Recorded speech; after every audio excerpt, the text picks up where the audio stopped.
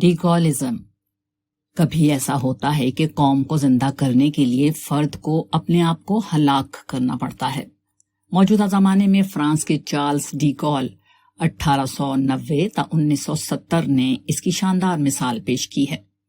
D گول دسمبر 1958 میں France کے صدر منتخب ہوئے۔ اس وقت افریقہ میں فرانس کے تقریباً 1 درجن مقبوضات تھے جن میں آزادی کی تحریک چل رہی تھی۔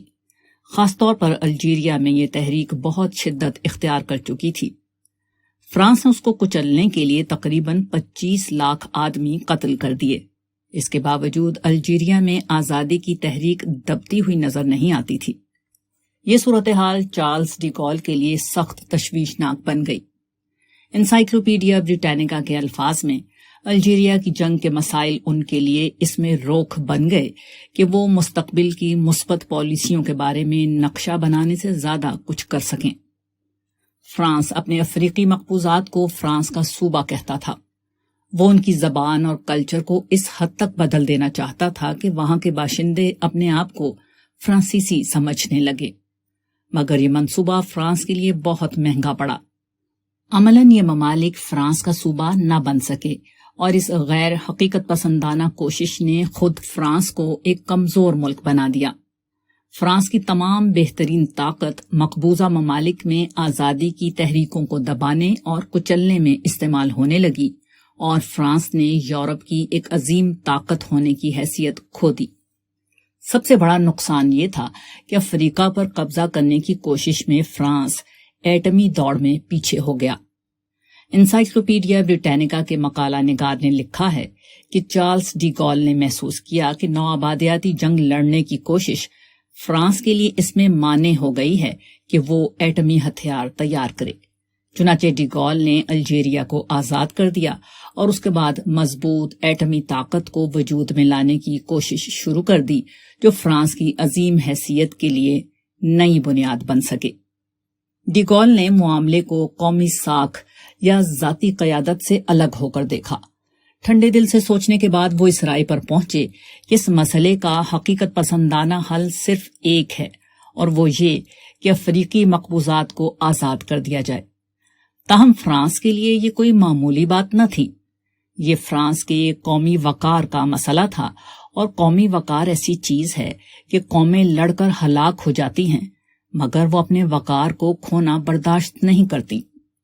یہ یقینی تھا کہ جو شخص اس معاملے میں قومی وقار کے خلاف فیصلہ کرے گا، وہ فرانس میں اپنی مقبولیت کو یکسر ختم کر دے گا۔ تاہم ڈی گول نے یہ خطرہ مول لے لیا۔ انسائکلوپیڈیا بریٹینیکا کے الفاظ میں ڈی گول نے الجیریا کے مسئلے کو اس وقت حل کر دیا جبکہ ان کے سوا کوئی دوسرا شخص اس کو حل نہیں کر سکتا تھا۔ جنرل ڈی گول نے اس کے بعد الجیریا کے لیڈروں کو گفت و شنید کی دعوت دی۔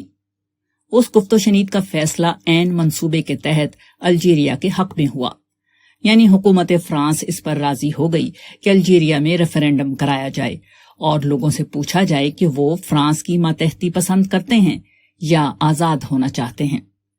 ریفرینڈم ہوا۔